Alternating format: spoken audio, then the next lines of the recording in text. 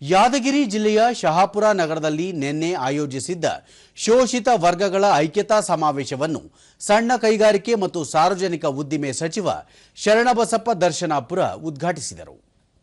ಸಮಾಜ ಕಲ್ಯಾಣ ಇಲಾಖೆ ಸಚಿವ ಡಾಕ್ಟರ್ ಎಚ್.ಸಿ. ಮಹದೇವಪ್ಪ, ಲೋಕೋಪಯೋಗಿ ಸಚಿವ ಸತೀಶ್ ಜಾರಕಿಹೊಳಿ ಮತ್ತಿತರ ಗಣ್ಯರು ಉಪಸ್ಥಿತರಿದ್ದರು.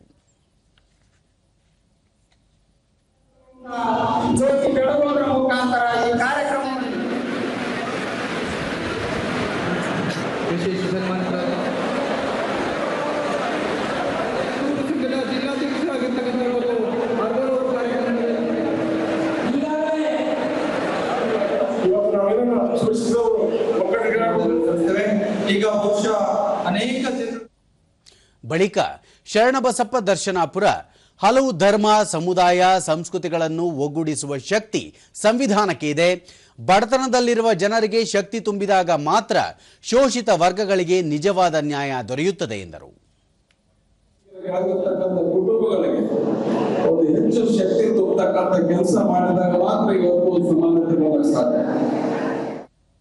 ಲೋಕೋಪಯೋಗಿ ಸಚಿವ ಸತೀಶ್ ಜಾರಕಿಹೊಳಿ, ಸಮ ಸಮಾಜ ನಿರ್ಮಾಣ ಸಂವಿಧಾನದ ಮೂಲ ಆಶಯವಾಗಿದೆ. ಸಂವಿಧಾನ ಎಲ್ಲರಿಗೂ ಸಮಾನ ಹಕ್ಕುಗಳನ್ನು ಕಲ್ಪಿಸಿದೆ ಎಂದರು. ಸರ್ಕಾರದ ಸವಲತ್ತುಗಳನ್ನ ಪಡೆಯಬೇಕಾಗಿದೆ. ನಿಮ್ಮ ಮಕ್ಕಳಿಗೆ ಎಲ್ಲಿವರೆಗೆ ಗುಣಮಟ್ಟದ ಶಿಕ್ಷಣ ಕೊಡ್ಲಿಕ್ಕೆ ಆಗೋಲ್ಲ ಅಲ್ಲಿವರೆಗೆ ನಮ್ಮ ಗುರಿಯನ್ನ ಮುಸ್ಲಿಂಗೆ ತಲುಪಲಿಕ್ಕೆ ಸಾಧ್ಯ ಆಗೋಲ್ಲ. ಡಾಕ್ಟರ್ ಎಚ್.ಸಿ. ಮಹದೇವಪ್ಪ, ಭಾರತ ವೈವಿಧ್ಯಮಯ ದೇಶವಾಗಿದ್ದು 140 ಕೋಟಿ ಜನರ ಹಕ್ಕನ್ನು ಸಂವಿಧಾನ ರಕ್ಷಿಸುತ್ತಿದೆ.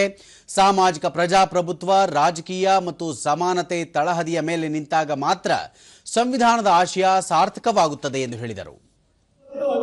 ಮೀಸಲಾಗಿರ್ತಕ್ಕಂಥ ಸಂವಿಧಾನ 140 ಕೋಟಿ ಜನರ ಹಕ್ಕನ್ನು ರಕ್ಷಣೆ ಮಾಡುವ ಶ್ರೇಷ್ಠ ಸಂವಿಧಾನವನ್ನು ಕೊಟ್ಟಿದ್ದಾರೆ.